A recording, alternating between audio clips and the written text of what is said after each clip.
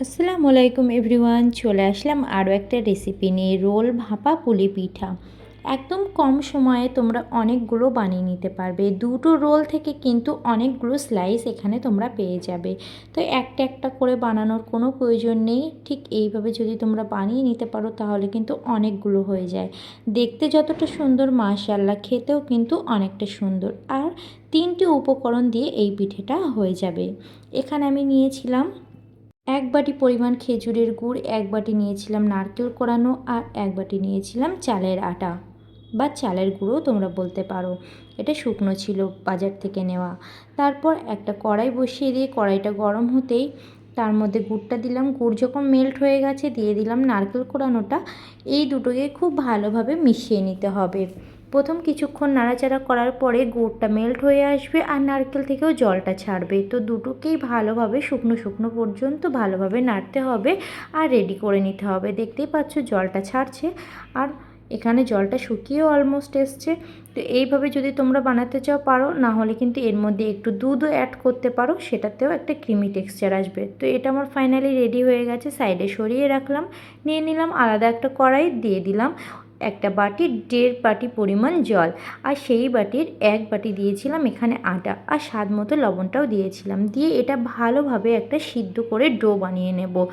দেখতেই পাচ্ছ কোনো দলা ভাব কিন্তু এখানে নেই। ভালোভাবে এখানে হাত চালিয়ে এটা রেডি করে নিতে হবে, আর গ্যাসের ফ্লেমটা তখন মিডিয়ামে রাখতে হবে। এখানে একটা ছোট্ট টিপস, চালের আটা যেহেতু নেওয়া হচ্ছে, এখানে জলটা কিন্তু ভালোভাবে ফুটতে দিতে হবে, না হলে কিন্তু দলা পাকিয়ে যাবে। তারপর এটাকে একটি স্টিলের পাত্রে সরিয়ে রাখলাম। হালকা গরম থাকা অবস্থায় কিন্তু ভালোভাবে এটাকে মেখে নিতে হবে। হাতে একটু সাদা তেল নিয়েছি, ঘি থাকলে ঘি নিতে পারো, না হলে একটু সাদা তেল দিয়ে ভালোভাবে মেখে নেবে, তাহলে ডোটা কিন্তু অনেক সফট হয়ে যাবে। আর ডোটা সফট করার খুবই প্রয়োজন, কারণ রুটি বেলার সময় না হলে ফেটে যেতে পারে। তো মেখে নিয়ে এর মধ্যে থেকে আমি একটু বড় বড় লেই কেটে 4টে করে নিয়েছিলাম। একটু বড় সাইজের রাখতে হবে যেহেতু রোল বানানোর জন্যে। দেখতেই পাচ্ছ সাইজটা কেমন রেখেছিলাম এখানে আমি।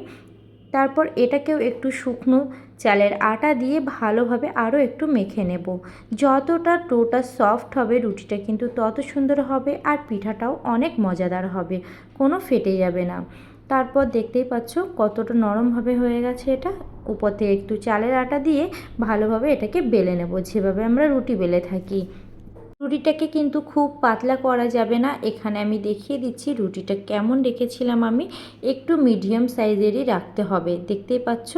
তারপর এই 4-5টা কিন্তু আমি কেটে নিয়েছিলাম, তোমরা কাটতে পারো, না হলেও কোনো সমস্যা নেই।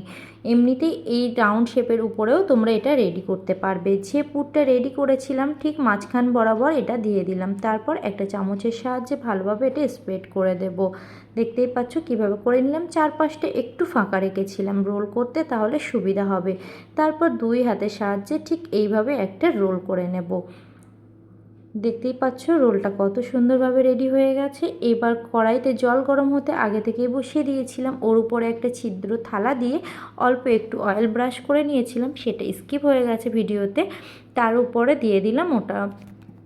রোলটা দেওয়ার পর ঢাকনাটা চাপা দিয়ে দেব হাই ফ্লেমে 3 মিনিট, আর মিডিয়াম ফ্লেমে রাখলে 5 মিনিট। তো ভালোভাবে এটা স্টিম করে নামিয়ে নেব। দেখতেই পাচ্ছ কিভাবে এটা রেডি হয়ে গেছে। যদি ভিডিওটা তোমাদের ভালো লেগে থাকে তাহলে অবশ্যই একটা লাইক, কমেন্ট, শেয়ার করে দিও। দেখা হচ্ছে অন্য ভিডিওতে। Thank you.